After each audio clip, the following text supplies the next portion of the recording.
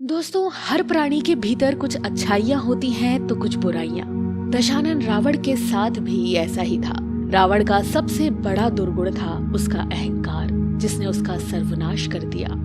लेकिन ये भी सच है कि रावण में अनेक खूबियां भी थीं जो उसे महान बनाती हैं।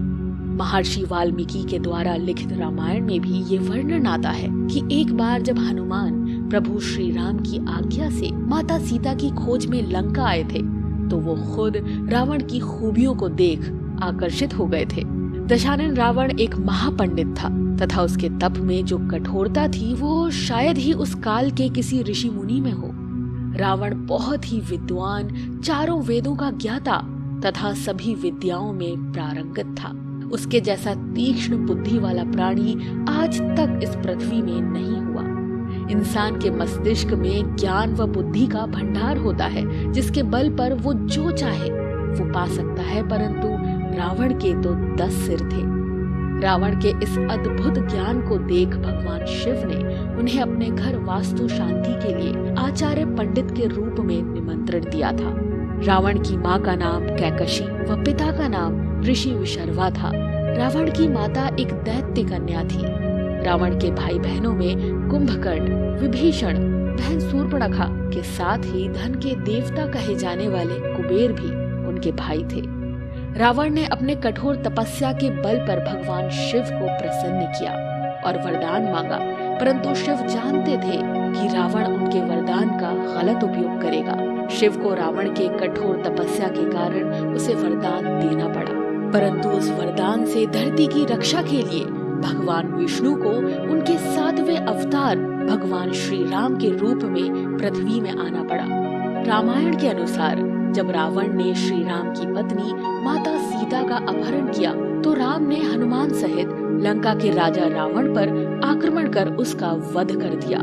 रावण जब मरणासन अवस्था में था तब श्री राम ने अपने भाई लक्ष्मण से कहा कि रावण समस्त वेदों का ज्ञाता है, पूरी पृथ्वी में उससे बड़ा ज्ञानी कोई नहीं, अतः उसके समीप जाकर उससे ऐसी शिक्षा ग्रहण करो जो तुम्हें उसके अलावा किसी अन्य महाज्ञानी से भी प्राप्त नहीं हो सकती। राम की आज्ञा पाकर लक्ष्मण रावण के समीप गए और उनके सर की ओर खड़े हो गए, परंतु रावण ने उनसे कुछ नहीं कहा।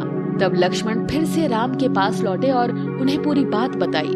तब श्री राम लक्ष्मण को समझाते हुए बोले कि यदि तुम किसी से ज्ञान ग्रहण करना चाहते हो तो हमेशा उसके चरणों की तरफ खड़े होना चाहिए, ना कि सिर की ओर। लक्ष्मण फिर रावण के पास गए, परंतु इस समय वो रावण के चरणों की तरफ खड़े हुए। तब महाज्ञानी रावण ने उन्हें 3 महत्वपूर्ण बातें बताई जो किसी भी व्यक्ति के जीवन में सफलता के लिए आवश्यक है।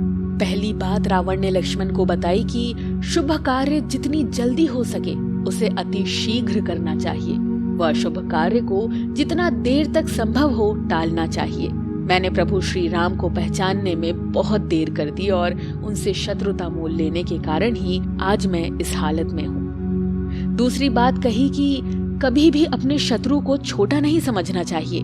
मैंने अपने शत्रु को भली भांति नहीं आंका तथा जिन्हें मैं वानर और भालू समझ सामर्थ्य में कम समझ रहा था, उन्होंने मेरी पूरी सेना को नष्ट कर दिया।